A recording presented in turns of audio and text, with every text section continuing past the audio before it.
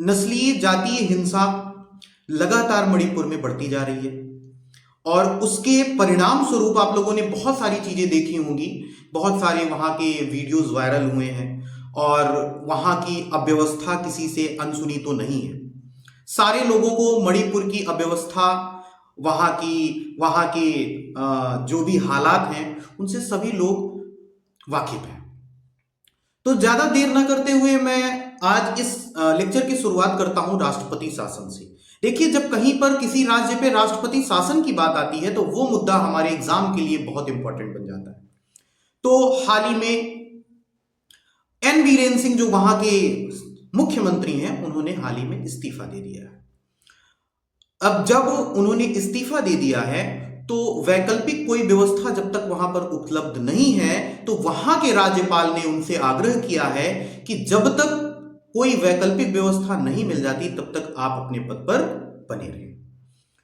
अब आगे का जो चर्चा का विषय है कि राष्ट्रपति शासन होता क्या है, राष्ट्रपति शासन के प्रावधान क्या है, संविधान में कहां पर इसका उल्लेख किया गया है, इसके अनुमोदन और इसकी समयावधि क्या है, इसके निरसन का क्या तरीका है, इन सब चीजों पे हम अभी आपसे बात करेंगे। देखिए, संविधान में अनुच्छेद 356 में इस बात को स्पष्ट लिखा गया है कि जब भी राज्य अपने संविधान के प्रावधानों को पूरी तरह से राज्य में लागू करने में विफल रहता है तो वहां पर राष्ट्रपति शासन लागू होने की चांसेस बन जाते हैं। तो आगे अब जब वहां पर अनुच्छेद 356 के तहत अगर मान लीजिए राष्ट्रपति शासन लागू होना है तो उसका अनुमोदन और उसकी समयावधि क्या होगी। तो पहला पॉइंट तो ये क्लियर हो गया कि अनुच्छेद 356 जो है वो आपका एग्जाम के लिए बहुत इंपॉर्टेंट है। और दूसरी चीज, संसद में इसका अनुमोदन कब तक हो जाना चाहिए। तो संसद में जिस तारीख से राष्ट्रपति शासन लागू होता है उस तारीख से 2 महीने के अंदर संसद में यह अनुमोदित हो जाना चाहिए। दूसरी बात, जब यह अनुमोदन हो जाता है तो साधारण बहुमत से अगर दोनों सदन इस साधारण बहुमत से, सिंपल मेजॉरिटी से अगर दोनों सदन इस प्रस्ताव को पारित करते हैं तो यह 6 महीने के अंतराल पे, यानी 6 महीने तक लागू हो सकता है। और अगर इसको आगे बढ़ाना है तो हर 6 महीने बाद फिर से इसको सदन पे रख करके इसको आगे बढ़ाया जा सकता है।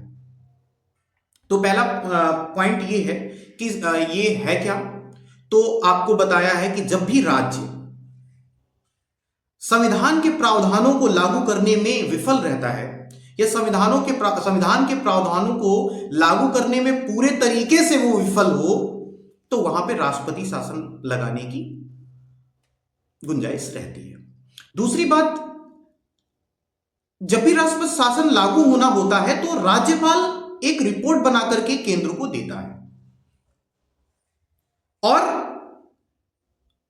अगर रिपोर्ट राज्यपाल के थ्रू केंद्र तक नहीं जाती है, राष्ट्रपति तक नहीं पहुंचती है, तो स्वयं ही वो बिना रिपोर्ट के आधार पर भी वो राष्ट्रपति शासन लागू कर सकता है अगर उसे ऐसा लगता है कि वहां पर संवैधानिक तंत्र विफल हो चुका है।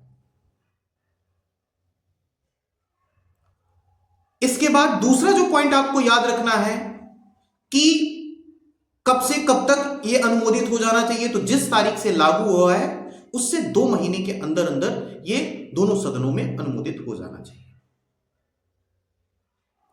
तीसरा पॉइंट कि साधारण बहुमत से इसको पारित होना चाहिए। साधारण बहुमत से, तीसरा पॉइंट ये याद रखिएगा। इसके बाद अगर इसकी अवधि बढ़ाना है तो पहले तो 6 माह तक ये लागू होता है और अगर 6 माह के बाद भी ऐसे हालात हैं तो अधिकतम 3 वर्ष तक इसको लागू किया जा सकता है। तो इनको, अगर इन्होंने इस्तीफा दिया है वीरेंद्र सिंह ने, जो अभी तक वहां के मुख्यमंत्री हैं, तो कुछ ना कुछ राजनीतिक दबाव तो वहां पे बढ़ा होगा, इसीलिए इनको जो है इस्तीफा देना पड़ा। इसके बाद आगे की बात यह है कि अगर हमने अनुमोदन पढ़ लिया, तो इसके बाद बात आती है निरसन की। तो मंत्रिमंडल की सलाह पर राष्ट्रपति कभी भी इसको निरसित कर देता है, इसके लिए उसको संसद की मंजूरी लेना अनिवार्य नहीं है। ठीक है, तो ये चीजें आप लोगों को दिमाग में रहनी चाहिए कि जैसे साधारण बहुमत से 2 महीने तक लागू होने की, और अनुच्छेद 356 राष्ट्रपति शासन क्या है, तो राज्य सरकार का निलंबन, प्रत्यक्ष रूप से केंद्र सरकार का वहां पे प्रभावी शासन। इसके बाद देखिए, थोड़ा सा मुझे बोलने में कभी कभी दिक्कत होती है, तो धीरे धीरे मैं सीख जाऊंगा। कैमरे को फेस करना इतना आसान नहीं है मेरे लिए, तो थोड़ा सा आप लोग एडजस्ट करिए। बाकी रही बात कंटेंट की, तो उसके लिए मैं पूरी तरह से प्रतिबद्ध हूं आप लोगों के सामने। तो अब ये जान लेते हैं कि इसका प्रभाव क्या पड़ेगा।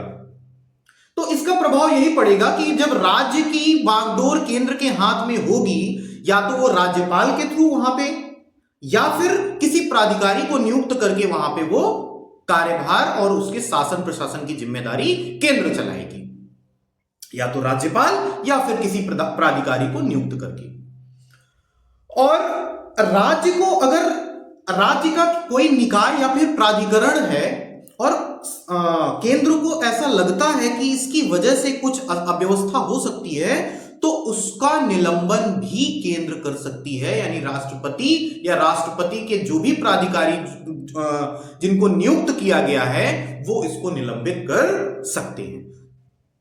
ठीक है, तो बस मेरी जानकारी जहां तक जो मैंने बताया, तो इतना ही था कि राष्ट्रपति शासन क्या है, राष्ट्रपति शासन का प्रभाव क्या पड़ेगा, अनुमोदन कैसे होता है, और इसके बाद अनुमोदन के बाद साधारण बहुमत से होता है कि विशेष बहुमत से होता है। तो आप लोगों को मैंने बताया कि नॉर्मल मेजोरिटी से होता है।